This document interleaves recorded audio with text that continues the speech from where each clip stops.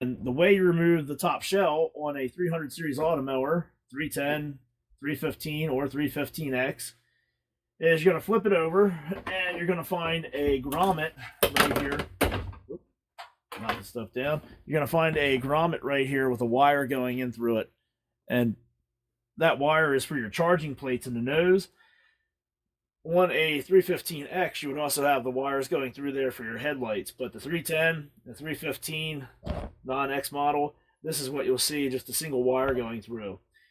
So to get that out of there, you don't want to take screwdrivers and all that stuff and pry on it. You just want to take the side of your thumb and just push on that and move that around there till it comes out. And now you've accessed the plug. You go ahead and unplug that, and that's it. Your wires are free right there. So now it's a matter of unsnapping this top shell off of the joysticks. And to do that, you're just going to pry up on it. Now you have one joystick right up here in the middle. That's got the one for your that's the one for your collision lift. You know, it's got the spring in it and stuff, so it moves. These back here, these two are pretty much stationary. They're mainly here to hold the body in place and just kind of support it. So to remove it, like I said, you're just going to lift up on it. On these, if you give it a good tug from the back, and when it pops up off of the two back here in the back corner, a lot of times it'll also just come snapping right off of that one too. So maybe we'll get lucky and it'll just come right off of there. Yep, there we go. So all right, we got our top shell removed, and we're going to split the chassis open on this 310. Now again, this is the same thing you're going to see with a 315 or a 315X. Once you get that top shell off there, they're going to look the same. The only real difference would be this knob right here is different on a 315X. But you want to split this thing apart. So first thing we'll do is actually remove that knob just so it's out of the way, because it's got to come off of there, and that one's kind of jammed in there. Just takes a little bit of persuasion. Now it's off of there. We got, easier to show you here, if I hold it up, we got screws the whole way around the upper chassis here that you got to take out. So there's 1, 2, 3, 4 right up here at the front, and then you come back the sides, they're going to be really obvious. The ones here at the joysticks, there's two right here at the rear joysticks. They don't come out. That is just fastening these joysticks into the upper chassis.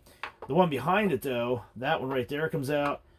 The two across the back, they come out, and there's one right here in this notch, and there's another one down there in that notch, and they will need to come out to be able to split this thing apart.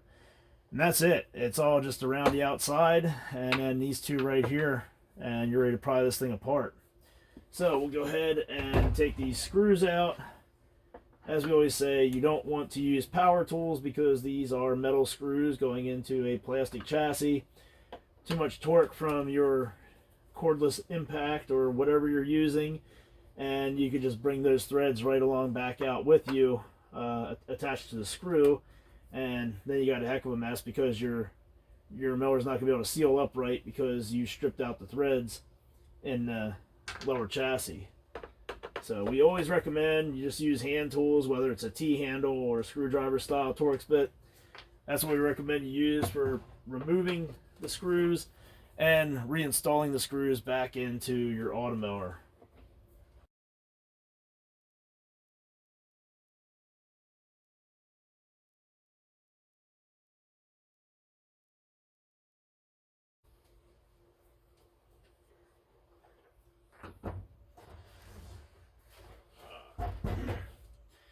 So that's it there. We got all the screws out the whole way around on our two chassis halves. Now we're ready to pry this thing apart. And sometimes it'll stick a little bit up here and up here on these rubber stops. And then the other thing is your warranty seal right here.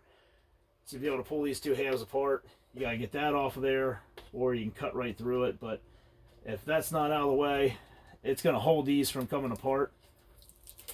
Now that one's ripped anyway, so we're good to go. So now we just got to grab one here, carefully lift up on that. Nothing to it. Your ribbon cable coming down from your HMI board to your main board here at the back. You see that right there? You want to push the two ears on this plug. You want to push them outward, and that will release that cable. And there you go, your upper chassis. All right, we got our two chassis seals here. We have a short one and a long one. Obviously, the short one's going to go around here. The long one's going to go around the outside.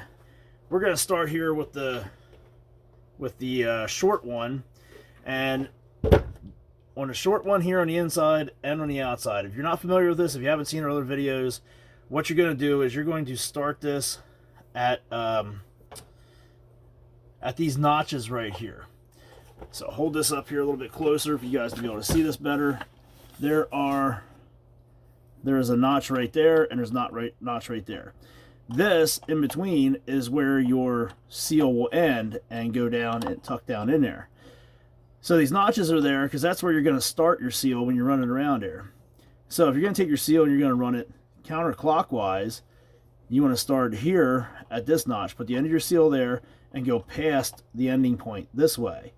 If you're going to run your seal clockwise, you're going to want to start over here at this notch and then run it past the ending point this way so that it overlaps and it smashes down and makes a good seal there. So we'll take our small piece here, we'll start it right there, that notch, come through here, right around there, just putting it right in the channel, and then back to where right past where you started, and then down into that slot like we talked about. Just tucks down in there. A little hard to see there, but right like that. You can see we have it overlapping right there, and that's what you want, because when it presses down, it's going to smash those two together, and it's going to flatten that out and make that nice and even and seal that up really well. Now, same thing with the outer one. You have your starting point over here. You got a notch in the front, notch in the back. Depending on which way you're going to go, you want to start with a notch and go past your ending point. So we're going to go around this way. Actually, no, I prefer to do it this way. I'm going to put that right there, put that end there, and tuck that down there, good. And then we're going to go around this way. And you put this in here, and I'll explain why I decided to go this way.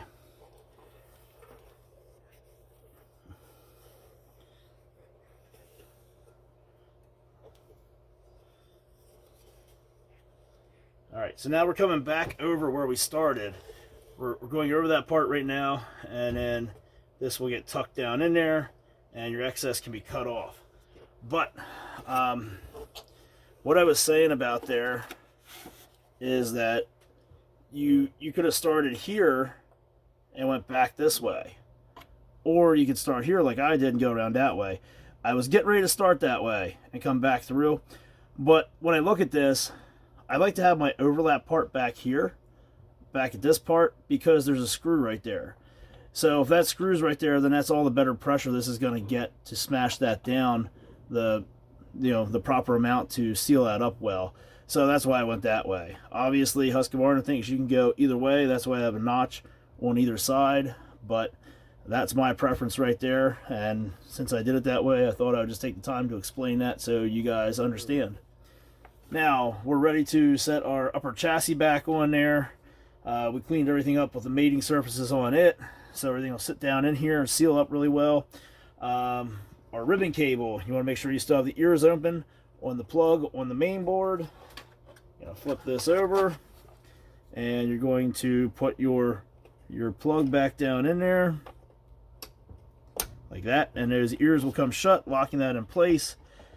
We slip this down over, and we are ready to start fastening these two halves together.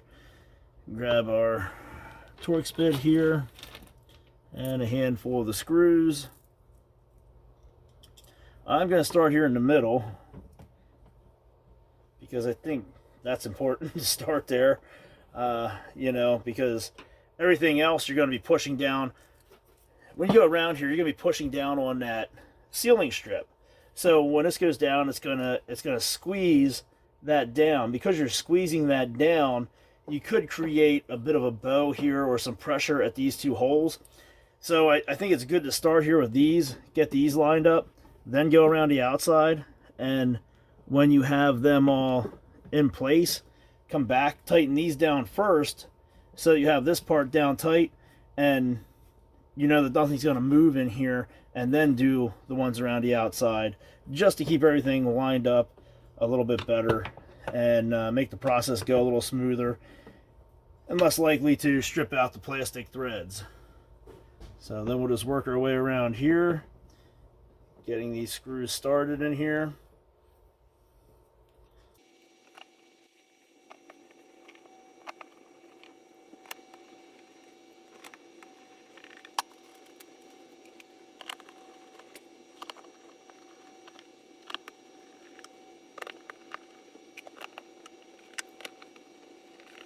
There we go. All of our screws are started around the outside. The two in the middle are started. Like I said, we're going to tighten these two down first. The reason why it's important to get all of them started in there is because if you start one, tighten it down, go to the next one, tighten it down, this thing's going to be pressing that seal down. So it's going to make things kind of twist and maybe not line up properly, because this is, again, this is plastic, and as you're trying to push down that seal, you know, if you got this spot here at the hump that you're trying to squish down, it could end up messing stuff up back here in this corner. And it's just better if you go around, put all of them in there, and then go through and tighten them down, because these are already in the holes and going to hold everything into position. So here we go. We're going to start here in the middle. Get these down. Now we know that when we tighten up the ones on the outside, this chassis, when it goes to push that sealing strip down, it can't twist the chassis this way, because these are holding it down. So it's going to have to twist everything out and front or back. So we're going to start here in the middle, and we'll crisscross and we'll work our way around here, just tightening everything up evenly as we go, to try to alleviate, you know, adding, or I shouldn't say adding, but we're gonna try to reduce the chances of having it twisted up in one area, or you know, not being able to seal properly in one area. If we kind of crisscross here and work our way back through, it's going to tighten everything up more evenly and help this flatten out a lot better to seal everything up.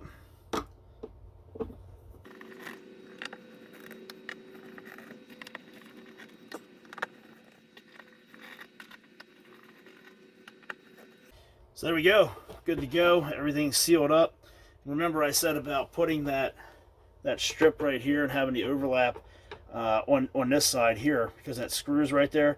So that pulled that down nice and even, and it didn't affect this screw. You know, it wasn't like it was harder than the rest of them to screw in there, and we ended up stripping that one out or anything like that. So that's it. Just take your time, a little bit of common sense when you're tightening this stuff down, and it's going to make everything go a lot simpler and hold up a lot better. All right, so putting the top cover on a 300 series Automower, as I said, when you go to sit this down on here, hold this wiring harness for your charging plates out of the way so it doesn't get jammed up on anything and hold you up. So you're gonna hold that out right at the front there like that, sit this down on there. You have your snap lock caps here. They fit over your joysticks, like we said when we took this apart. So just gonna sit them down over, and they'll kind of line themselves up if you get them there close. So that's it there. We're pretty well centered up with everything. You know, you can feel it on the joysticks there.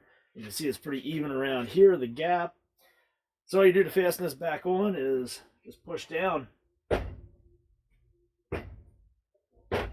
You get that pop, and that's the snap lock caps going down over top of the ball into the joysticks, and give it a little lift just to make sure everything's good.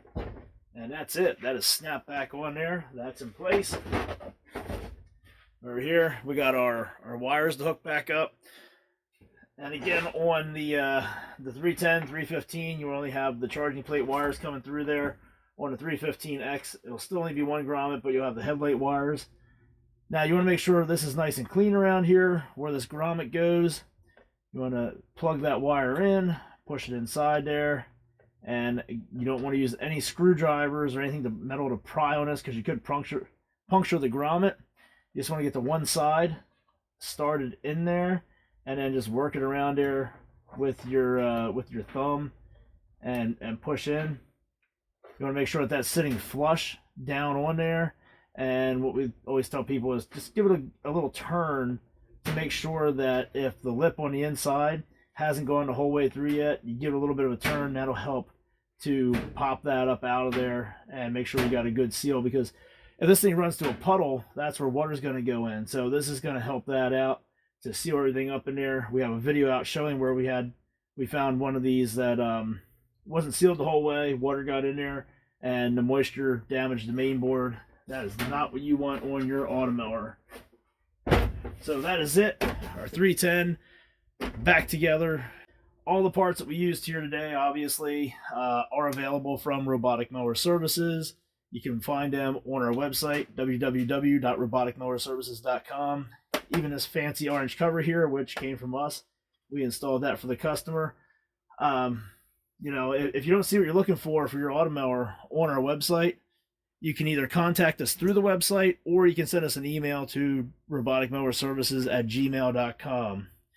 That's going to do it for this video here. As always, we urge you to subscribe to our channel. Keep checking back because we're always putting out new videos like this to help you guys out, help you save some money and save some time, and keep your Automower running. So subscribe, check out our website, and that's it.